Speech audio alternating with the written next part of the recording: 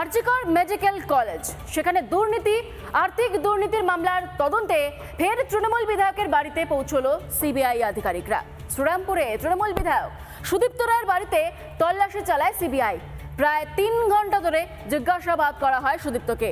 আর ঠিক এর অন্যদিকে সন্দেশখালীতে ইডির ওপর হামলার যে ঘটনা, তাতেও তদন্তে গতি বাড়ালো কেন্দ্রীয় তদন্তকারী সংস্থা। বসিরহাটে তৃণমূলের মহিলা কংগ্রেসের সভানেত্রী সবিতা রায়ের বাড়িতে তল্লাশি চালায় সিবিআই। ঘণ্টা জিজ্ঞাসাবাদ করা হলো তৃণমূল বিধায়ক সুদীপ্ত রায়কে। সুদীপ্ত রায় যে সময় রোগী কল্যাণ সমিতির চেয়ারম্যান ছিলেন, মূলত সেই সময় হয়েছে আরজিকর মেডিকেল কলেজ হাসপাতালের আর্থিক দুর্নীতি। সেই সময় সরকারি কোষাগার থেকে তার এই যে নার্সিং হোম রয়েছে, সেই নার্সিং হোমে একাধিক সরঞ্জাম আসতো, মেডিকেল কিট, ইনজেকশন থেকে শুরু করে যাবতীয় হাসপাতালের সরঞ্জাম আসতো তার এই হাসপাতালে।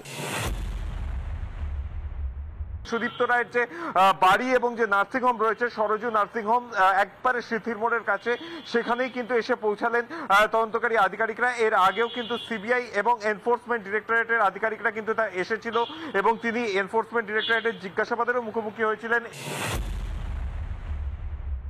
ঢুকিনি নার্সিং হোম বললেই তো হলো না, যা পারবেন তাই করবেন নাকি আপনারা? আপনি সব মানে আপনি কে?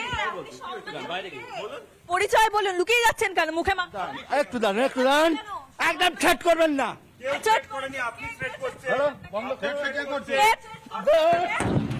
বলুন, ভয় কেন গেট বন্ধ করছে?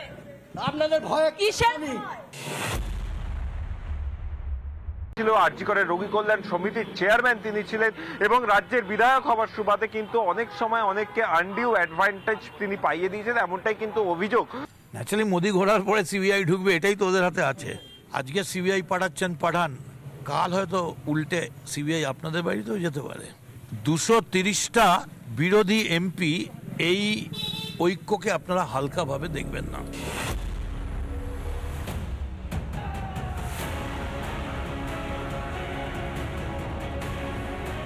ইডির ওপর হামলার তদন্তে ফের সন্দেশখালীর সরবেরিয়ায় সিবিআই আধিকারিকরা।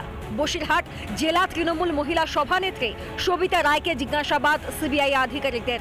জিজ্ঞাসাবাদ করা হয় আরও অনেককে। রিপাবলিক বাংলা। নানা ধরনের কন্টেন্ট দেখার জন্য লাইক করুন, শেয়ার করুন আমাদের ফেসবুক পেজ, সাবস্ক্রাইব করুন আমাদের ইউটিউব চ্যানেল। পাশাপাশি অন্যান্য ব্রেকিং নিউজের জন্য অবশ্যই চোখ রাখুন রিপাবলিক বাংলায়।